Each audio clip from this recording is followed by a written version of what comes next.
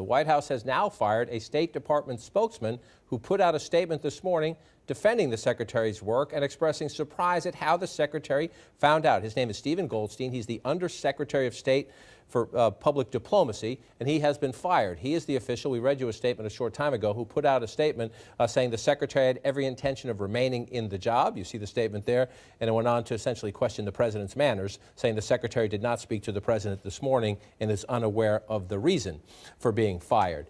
On the one hand, you would say a quick-acting White House, an act of what they view as defiance, firing somebody at the State Department. Again, Admiral, I want to start with you just because of your experience working in these kind of jobs, in these buildings, at a tough political moment like this. Yeah. Does it shock you? The secretary goes, and no. Clearly the secretary had something to do with this statement issued, essentially saying I was doing a great job.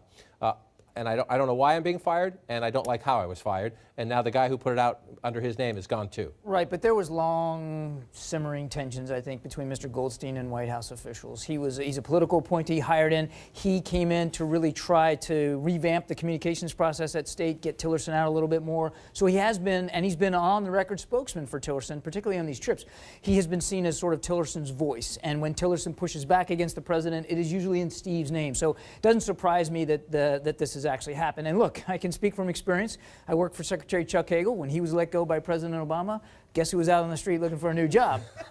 So I mean, when you're a spokesman in this town, you're tied to the principal, and so when your principal goes, you have to expect that you're going to go. This was pretty fast, but given the tensions I know had existed, I'm not really all that surprised. As you jump in, I just want to read the statement again because we talked about it is unusual. It is unusual. Mr. Goldstein clearly expressing his loyalty to Secretary Tillerson here and then paying a price for it. The secretary had every intention of remaining because of the tangible progress made on critical national security issues. He established an enjoyed relationship with his counterparts. The secretary did not speak to the president this morning and is unaware of the reason. Goes on to say he's grateful for the opportunity to serve. So this is essentially Mr. Goldstein issued the statement, but it's Secretary Tillerson essentially saying, I was doing a good job.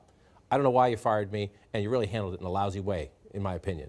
Well, that's all well and good, but, Mr. Goldstein works for the President of the United States, and he should be putting out a statement that's for the President of the United States, not criticizing the President, number one. But this goes to a broader problem, I think, at State, but in a lot of other departments, which is the battle between the Trump loyalists and those who, the secretary, who was certainly not a Trump loyalist, Rex Tillerson, and bringing in a whole bunch of new people.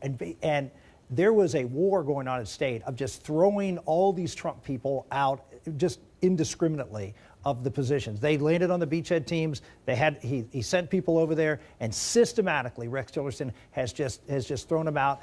You may recall about 6 months ago, Tillerson was in an argument, one that was well reported in the White House.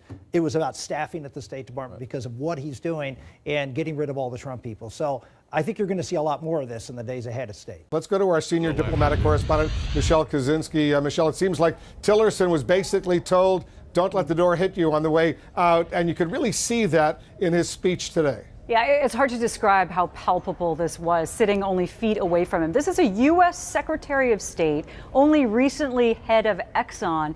To see him barely holding his emotions together, his voice wavering throughout, his face trembling, right after he was suddenly fired from the job. Absolutely not the way he envisioned himself leaving this position. Listen to part of this.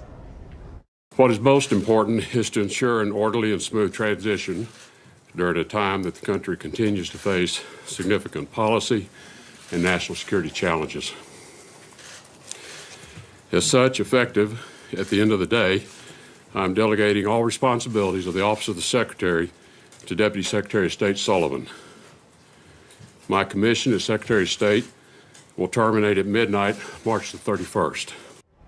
So he's up there. He goes through thanking and mentioning his colleagues, the need for leadership, integrity, and respect, the American public. But in all of this carefully worded and lengthy statement, not one single mention of President Trump. And now we're hearing from more sources, too, saying that, yes, he was called by White House Chief of Staff Kelly on Friday, which was Saturday his time as he was traveling in Africa, but that call was ambiguous. It was along the lines of stuff is moving, it's happening, this is is serious. Maybe you need to come back. And that he truly did not know that he was losing his job until this morning, until that tweet from President Trump. And I think you could really see that in the emotion as he delivered that message, Wolf. You've been covering him from the beginning. Was there any sense from him or his team that this firing was imminent?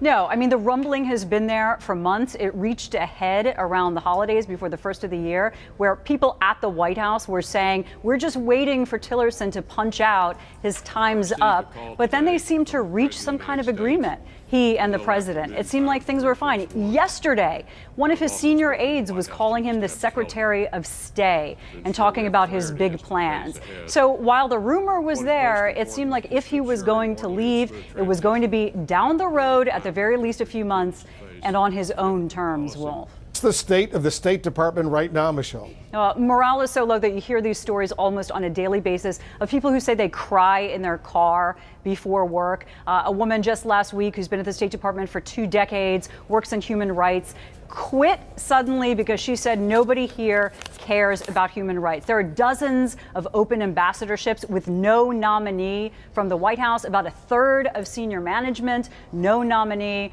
and on and on. But there are two factions here. There are people who felt like, even though Tillerson wasn't necessarily setting the world on fire here as Secretary of State, at least not yet, they felt like at least he was a counter to certain White House policies, the Iran deal, Paris climate deal, and on and on. But then there are many people here who are happy to see him go. They felt like he had done nothing to improve morale. And with somebody who is a more political pick like Pompeo coming in, even if they don't agree with him, they at least feel like there's going to be a clearer directive and a clearer, more dynamic mission of foreign policy that will help them do their jobs.